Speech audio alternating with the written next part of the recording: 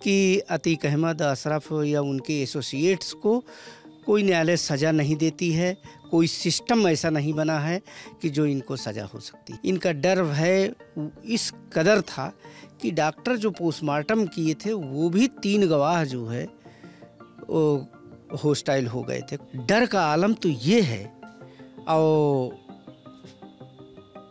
दूसरे शब्दों में ये कहें कि लटकाने भटकाने का वो आलम है कि अभी हमारे यहाँ MP MLA की एक फाइल आई है, वो 95 का मामला है।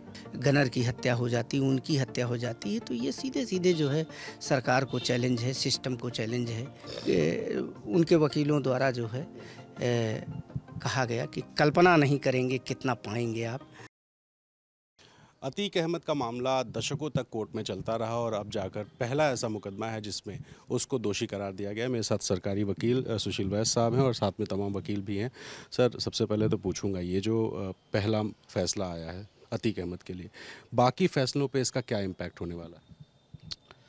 बाकी फैसले जो है जिस प्रकार से गवाह जो है गवाही देंगे, अगर वो मामले जो है साबित करते हैं अपने, तो उस हिसाब से वो होंगे। हाँ, ये है कि ये फैसले से असर ये पड़ेगा कि जो उनकी हनक थी, धमक थी, जो लोगों का साहस थोड़ा जगेगा और अपनी बात अब न्यायालय में रखने में उनको आसानी होगी, और या कहिए कि थोड़ा सा डर उनका निकलेगा कि हाँ, न्यायालय से सज़ा इनको हो सकती है। एक मिथक था कि अतीक अहमद, अशरफ या उनके एसोसिएट्स को कोई न्यायालय सज़ा नहीं देती है, कोई सिस्टम ऐसा नहीं बना है कि जो इनको सज़ा हो सकती है।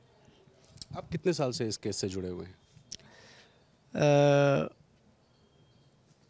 मैं तो 2022 में मैं इस कोर्ट में आया और उसको जो है देखा कि ये फाइल बड़ी धीमी रफ्तार से चल रही है, तो फिर मैंने इसको आगे बढ़ाया।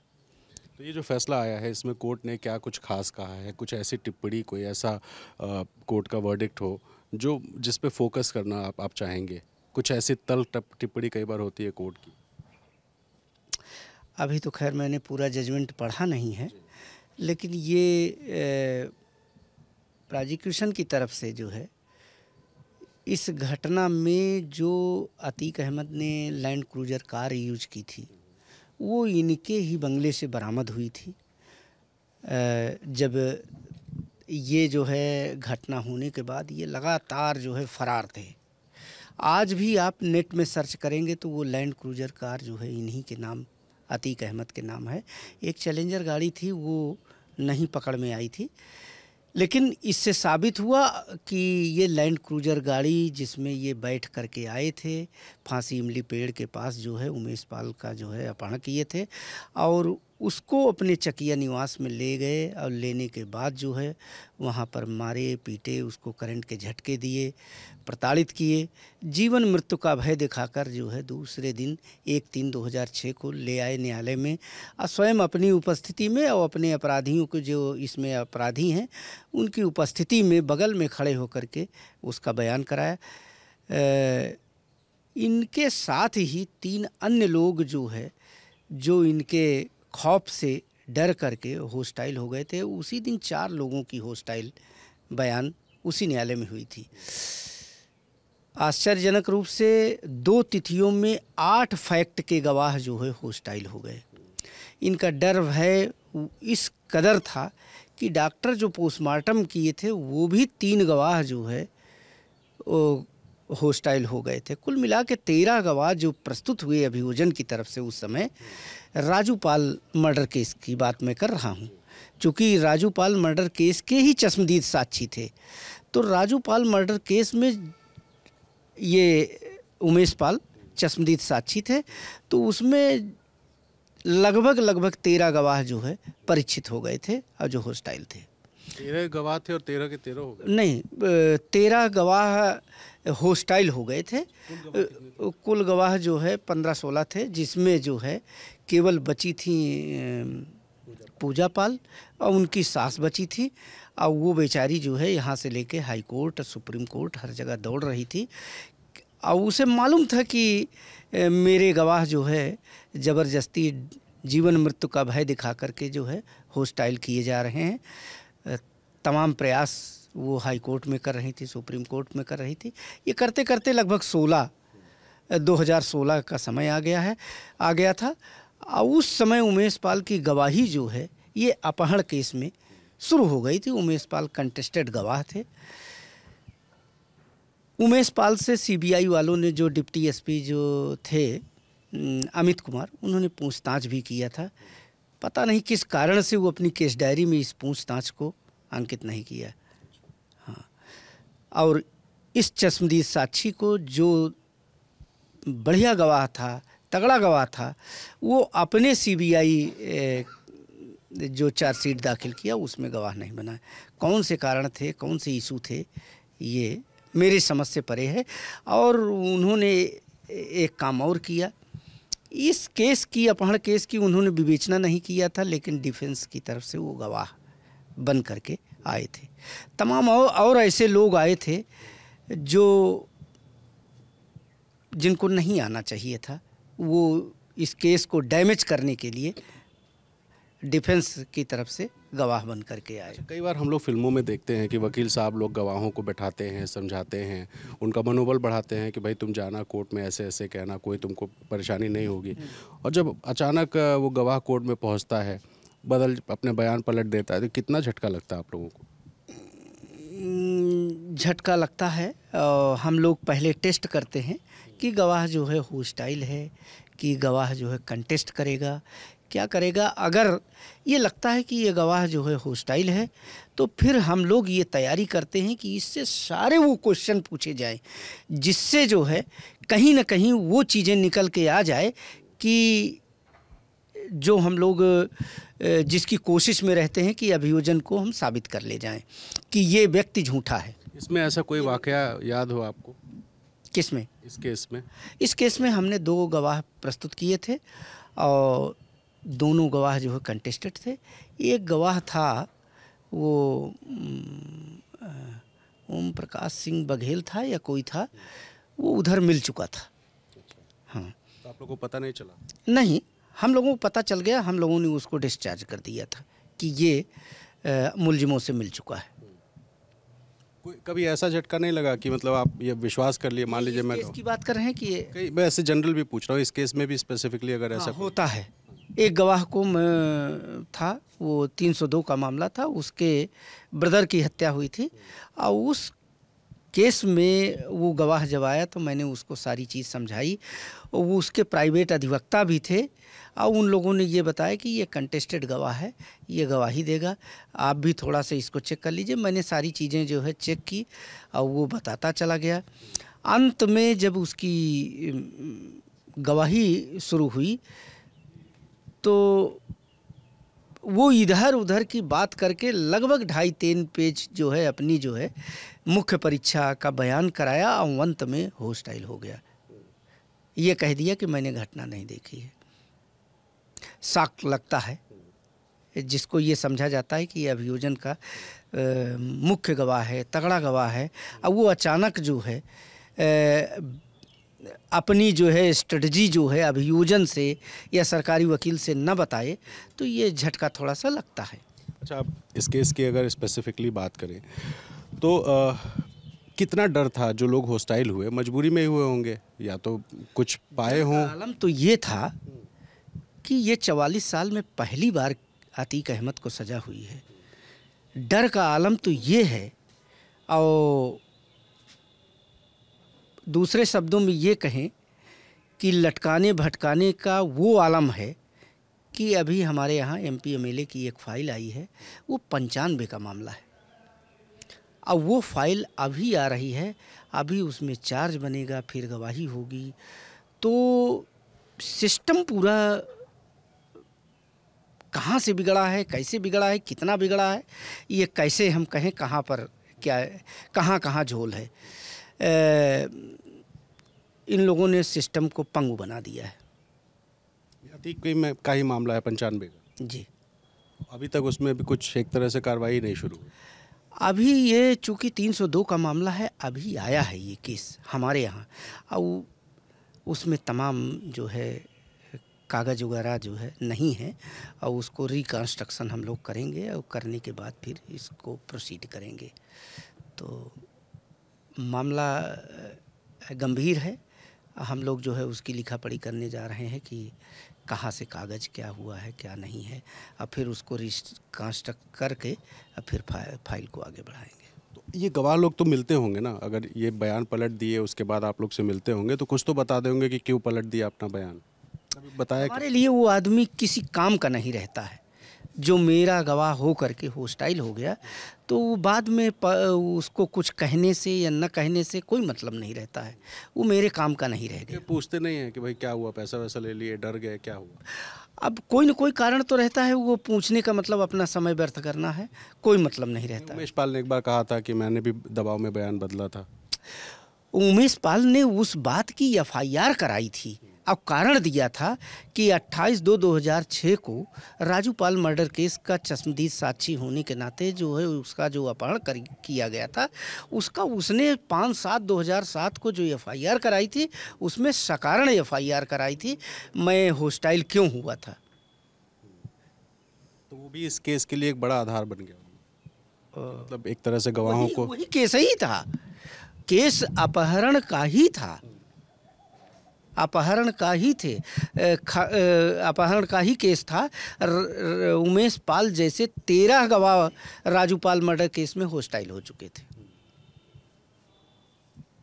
अच्छा, उमेश पाल की जो हत्या हुई पिछले महीने, वो भी एक बड़ा कारण हो गई होगी। अगर मान लीजिए आप लोगों तो फाइनल स्टेज में हियरिंग थी और उसके बाद आप कोर्ट में गए होंगे, इस वाक़े को कोर्ट को भी मालूम होगा, लेकिन ऑफिशियली आपने इन्फॉर्म भी किया होगा, तो इसका कितना असर हुआ?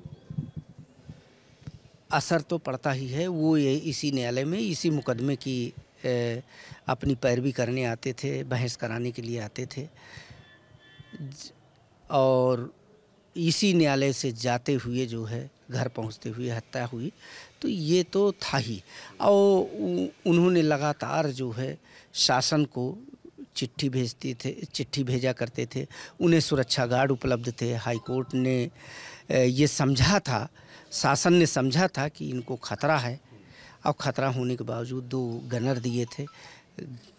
गनर जो है गनर की हत्या हो जाती, उनकी हत्या हो जाती है, तो ये सीधे सीधे जो है सरकार को चैलेंज है, सिस्टम को चैलेंज है। हाँ, तो एक सवाल, अब चूँकि आपने डर की बात कही, डर अगर गवाह को है तो डर तो आप लोग को भी होगा।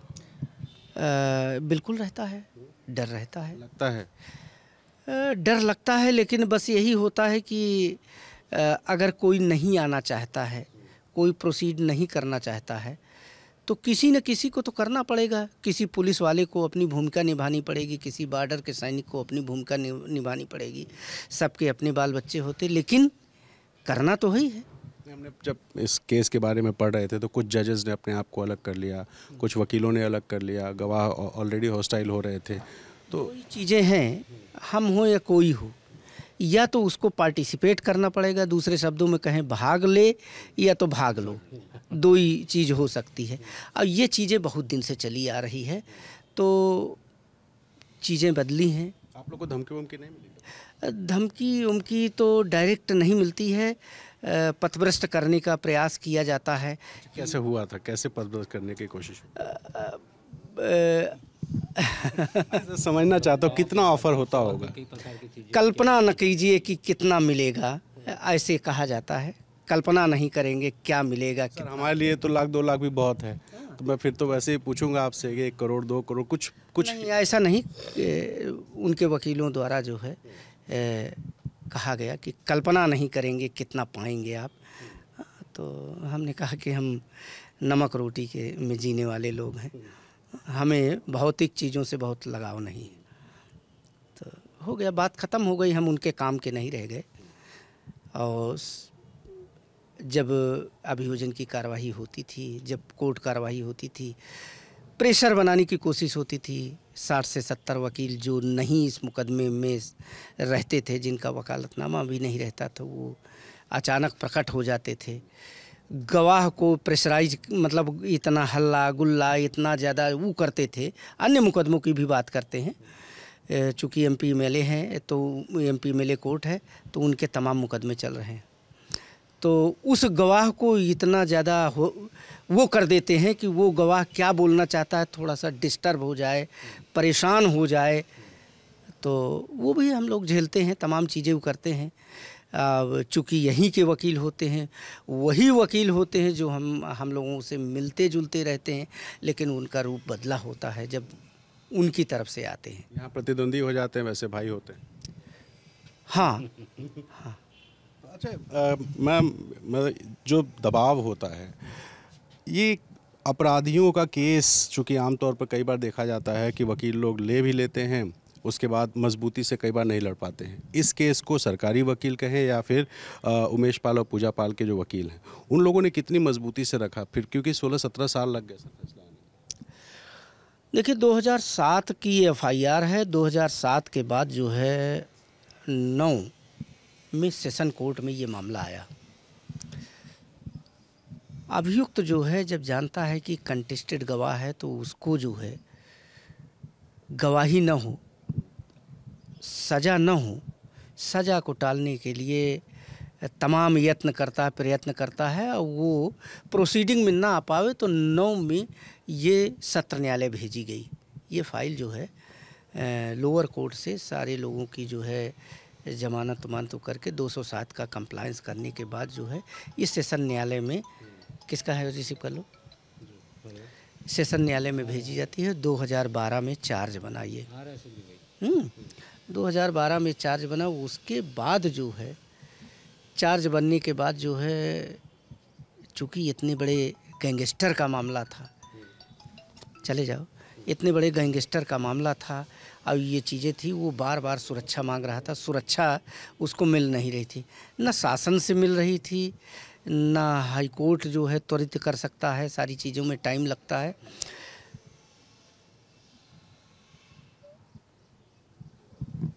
वो एक चीज़ झेल चुका था पहले, 28/2/2006 की घटना को झेल चुका था। वो दोबारा जो है ये चीज़ झेलना नहीं चाहता था, चूँकि अब की बार उसको वास्तव में मृत्यु का खतरा था। चूँकि एक बार अपहरण करके हॉस्टाइल कराने के बाद उसको छोड़ दिया गया था, तो इसलिए वो गवाही के लिए उपस्थित नहीं हो रहा था। बार बार शासन से हर जगह जो है सुरक्षा की मांग कर रहा था। एक समय ऐसा आया कि जब वो गवाही देने के लिए आया यहाँ पर 2016 में, मात्र 2 लाइन उसकी जो है मुख्य परीक्षा जज साहब ने लिखी होगी कि स्ट्राइक हो गई और उन लोगों को लगा कि ये गवाह जो है अपनी गवाही जो है हमारे खिलाफ देगा। अतीक भी थे, अशरफ भी थे, सारे उनके एसोसिएट्स थे जो इस मुकदमे में मुलजिम हैं। उन्होंने उसको वहीं से घसीट कर बंधक बनाकर बाहर ले जाने का प्रयास किया। वकीलों ने उसकी जान बचाई और जब ये लगा कि अब हम पकड़े जाएंगे या मामला गड़बड़ हो जाएगा, तो उसको उठा के 4थी मंजिल से फेंकने का भी प्रयास किया था। उसकी एफआईआर कर्नलगंज थाने में दर्ज हुई। 2016 का मामला, पहले दिन जब गवाही हुई थी। फिर ये मुकदमा जो है फिर कुछ दिन के लिए पेंडिंग हुआ।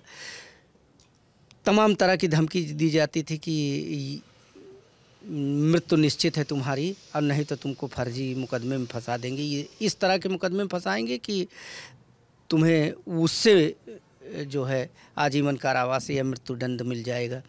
हुआ भी वही। एक जितेंद्र पटेल था, उसको उसकी हत्या करके इन्होंने जो है फर्जी एफआईआर उसकी माँ से इनके नाम, इनके भाई के नाम, और एक अशरफ था जो इनका मददगार था, उसके नाम, वो कुछ अन्य के नाम करवा दिया। उससे भी डिरेल हुआ मुकदमे का। जब मुकदमा जो है 302 का उसके खिलाफ हो गया, तो ये कोर्ट की कार्रवाई, अपने मुकदमे की कार्रवाई छोड़ करके 2 साल लगभग भगा रहा। फिर उसके बाद ये हाई कोर्ट गया, हाई कोर्ट में अपनी बात रखा। हाई कोर्ट ने उसमें स्टे दिया और री इन्वेस्टिगेशन का आदेश दिया। जब उसकी इन्वेस्टिगेशन आगे बढ़ी तो उसमें अतीक, अशरफ व अन्य लोग जो है उसमें मुलजिम निकले।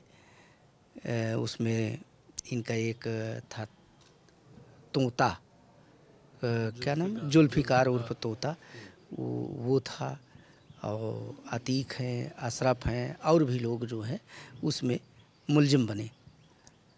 अच्छा, ये जो कल फैसला आया, इसको पूरी जीत मानते हैं क्या आदि? क्योंकि अतीक, दिनेश और हनीफ, ये 3 तो दोषी हुए, बाकी तो बरी हो गए। तो आपको लगता है कि अदालत के फैसले पर कोई बिना टीका टिप्पणी करते हुए अदालत ने जितना दिया है निश्चित तौर पे संतोषजनक है, लेकिन अदालत के निर्णय को पढ़ने के बाद हम लोग ये देखेंगे कहाँ पर क्या चूक हुई, उसको सारी चीज़ें ये लगेगा कि हाँ हमको आगे जाना चाहिए, तो हम अपील करेंगे।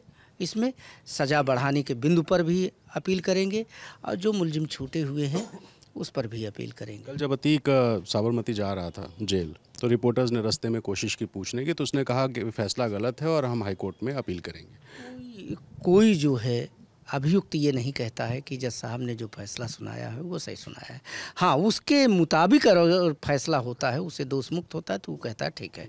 अगर साक्ष्यों के आधार पर उसको सज़ा सुनाई जाती है तो वो कहता है कि मैं निर्दोष था, जज साहब ने मुझे गलत फैसला दिया। तो वो चैलेंज करेगा। तो इस बार आपको क्या लगता है आधार कितना है इस फैसले को? अगर वो चुनौती देता है तो हाई कोर्ट में आप लोग? आधार हमारा मजबूत है, सज़ा कम नहीं होगी। अच्छा, सज़ा कम नहीं होगी और छूटेंगे भी नहीं। बढ़ सकती है? उम्मीद है कि बढ़ सकती है, उम्मीद है कि बढ़ सकती है। एक सवाल सर, कई जगह मैं पढ़ रहा था, हाई कोर्ट के चीफ जस्टिस को अगर स्वयं हस्तक्षेप करके सारी बेलें इसकी खारिज करनी पड़े, कैंसिल करनी पड़े, तो उससे बड़ा ऑब्जर्वेशन कुछ नहीं होता है कि हाई कोर्ट स्वयं हस्तक्षेप करे, हाई कोर्ट सो मोटो देखे मामले को।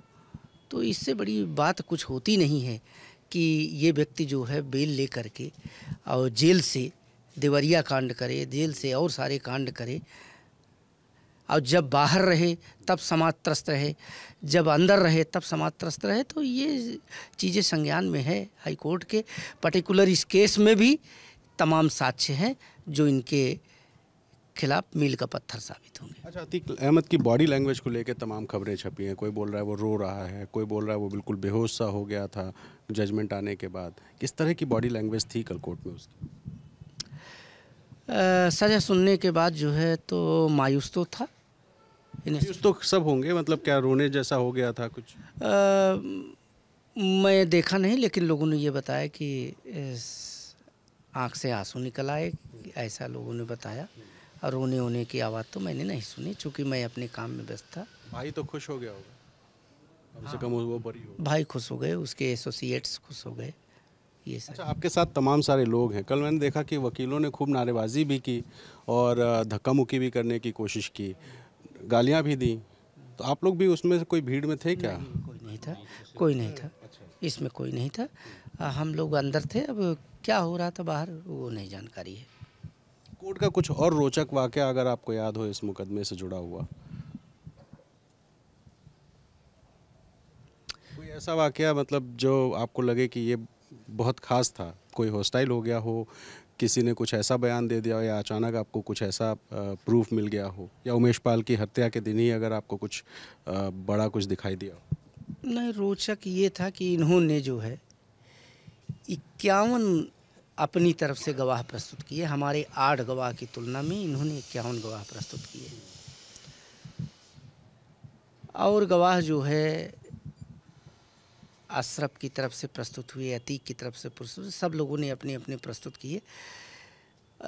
अतीक की तरफ से ज़्यादा गवाह प्रस्तुत हुए, और अतीक को, अशरफ को ये बताया गया कि उस समय मीटिंग थी। जितने गवाह थे सब ट्यूटोरियल गवाह थे। उन्होंने केवल उनको एक तिथि याद थी कि 28/2/2006 को हम जो है वहाँ नाश्ता पानी करने गए थे, पार्टी का प्रोग्राम था, सपा का प्रोग्राम था, उसमें वो उपस्थित थे। हमने पूछा कि अशरफ नहीं दिखाई दे रहे हैं, तो अशरफ उस समय जेल में थे। तो कुल मिला के इसके अलावा जब हम लोग क्रॉस कर रहे थे, जीरा कर रहे थे, तो ये स्पष्ट हो निकल के आता था कि ये गवाह जो है जैसा सिखाया गया है, पढ़ाया गया है, उतना ही बता पा रहा है और आगे की चीज़ें नहीं बता पा रही है। ये भी थी कि जब हम लोगों ने इनकी क्रिमिनल हिस्ट्री तलाशने की कोशिश की तो डिफेंस के 51 गवाह में काफ़ी गवाह जो है इनके क्रिमिनल हिस्ट्री वाले, जिनकी क्रिमिनल हिस्ट्री थी वो गवाह थे।